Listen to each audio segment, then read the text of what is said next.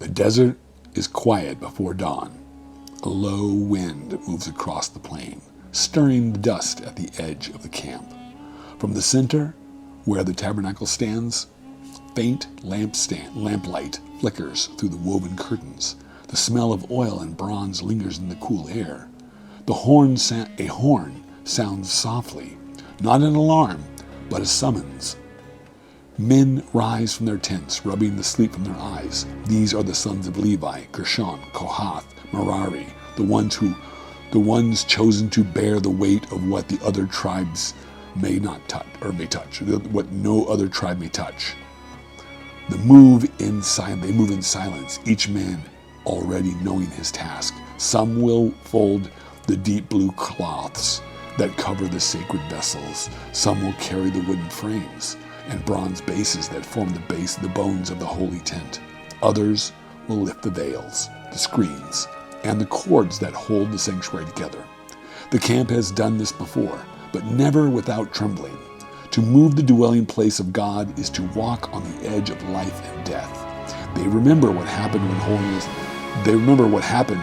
holiness was handled carelessly. They know that one wrong touch can end a life. The high priest will cover the ark with blue and purple cloth, wrapping it in goatskin so that no eye can see it bare. Only then will the sons of Kohath step forward, placing the poles on their shoulders, carrying the unseen weight of the presence through the wilderness.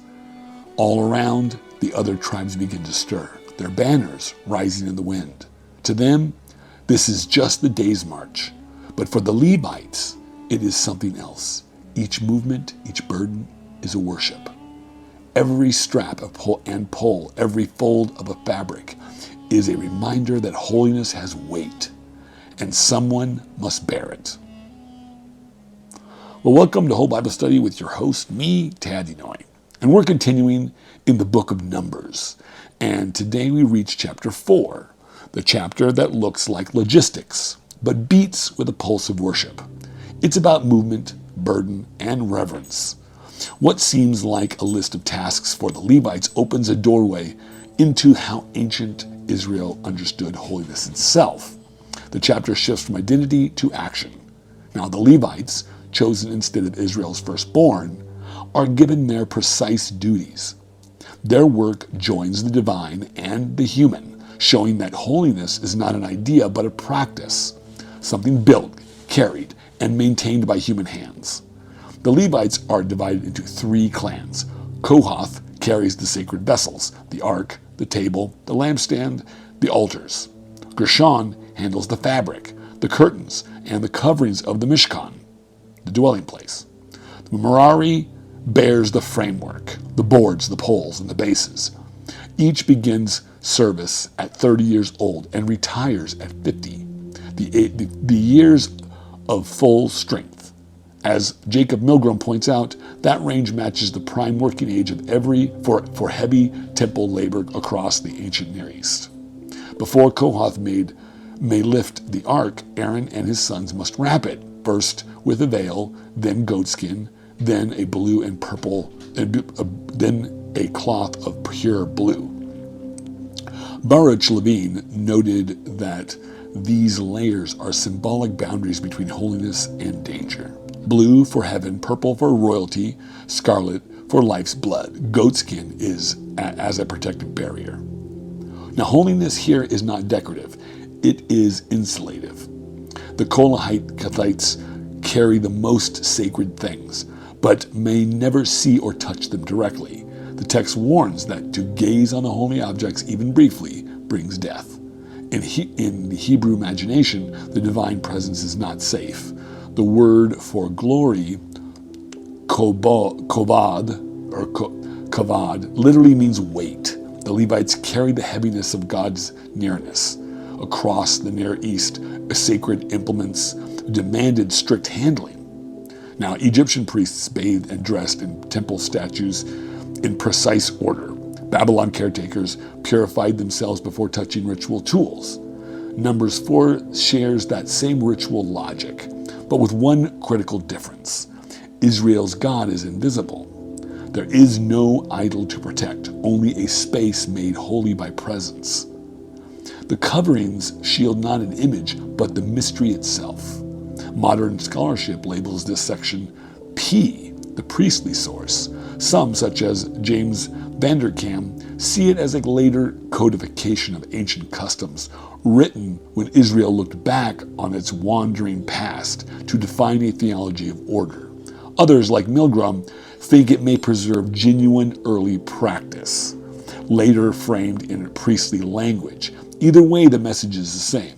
Holiness must be handled with care. 3 clans' assignments, fabric, vassals, and structure reveal how priestly writers imagined community. Gershon tends what veils and reveals. Kohath bears what shines and burns, and Merari anchors what supports. Together they create a microcosm of creation. The rabbis in Bamidbar Rabbah taught that the Mishkan mirrors the cosmos, heaven and earth, light and darkness, visible and hidden. To dismantle and rebuild it was to reenact Genesis, bringing order from chaos with every journey. Yet danger remains central to the story. The priests prepare the coverings so the Kohathites will not die. Holiness is potent energy, life-giving, yet very perilous. In a sense, Numbers 4 is theology written as choreography. Every movement of cloth and pole becomes an act of reverence. By the time these instructions were written down, Israel was settled, not wandering. Archaeologist Israel Finkelstein suggests that such passages may have preserved collective memory, how portable holiness once was. Later readers living through the Jerusalem temple heard in this chapter a reminder that God's presence moves. It is not trapped in stone. The text also expresses an early form of egalitarian holiness. Every Levite participates, from the high priest to the man hauling tent pegs.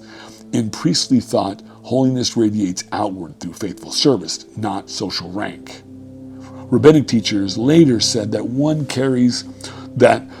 who carries a single rope shared equal merit with the high priest, because holiness depends on care, not visibility. The precision of the census, ages, totals, duties, was both practical and symbolic meaning. Practically, it regulates heavy labor. Symbolically, it mirrors creation's order. Milgrom noted that for the priestly writers, numbering itself was sacred. To count is to impose form on chaos.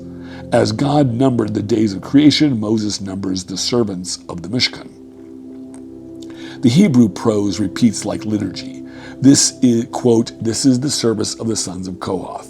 This is the service of Gershon. This is the service of Merari."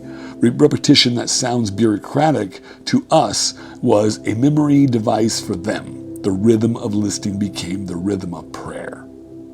Christian interpreters, including Origen of Alexandria, later saw the Mishkan as a symbol of the soul. The ark represented faith, the lampstand understanding, the coverings humility. To carry them carefully was to cultivate inner reverence. Critical scholarship asks whether this could have been practiced literally. Could a nomadic community transport so complex a structure? Now, Baruch Levine and Milgrom both admit that the detailed description is more like a liturgical ideal than a travel log. But as Moshe Weinfeld argued, priestly writing often turns memory into instruction. What mattered was the pattern, not the logistics. In that sense, Numbers 4 is liturgy, not reportage. Its precision evokes awe. The repeated warnings not to, quote, look on the holy things, unquote, teach that reverence begins with restraint. Boundaries guard life. They do not restrict it. There's also an ethical dimension. The Levites' work redefines holiness as service. Now, they do not rule, they bear. In a culture where priesthood often implied privilege, Numbers 4 sanctifies labor itself. Every fold of the cloth, every lifted beam is worship. The Hebrew term Avodah means both work and service. The Levites embody that double meaning, work and worship. From the literary standpoint, chapters 1 through 4 form concentric circles of order: the nation, the camp, the priesthood, and finally the work itself. Now, Elaine Pagels once said that structure in sacred texts is theology in motion. It reveals what a people believes about God. Here, God is orderly, near, and portable. At the end of the chapter, the numbers close like a seal: 2,750 Kohathites, 2,630 Gershonites, 3,200 Merarites, 8,580 in all. Each is assigned his burden as the Lord commanded Moses. What sounds like bureaucracy is really litany. Every servant known, every burden measured. Richard Elliott Friedman observes that from the priestly writer, precision is itself devotion. Writing becomes an act of worship, mirroring the divine order with human ink. Each verb, cover, carry, count, echoes creation's verbs: separate, bless, sanctify. Later, Jewish and Christian readers alike turn this chapter into a meditation on vocation. The question shifts from what did they carry to what do we carry? The answer is responsibility. Holiness in any age requires attention and care.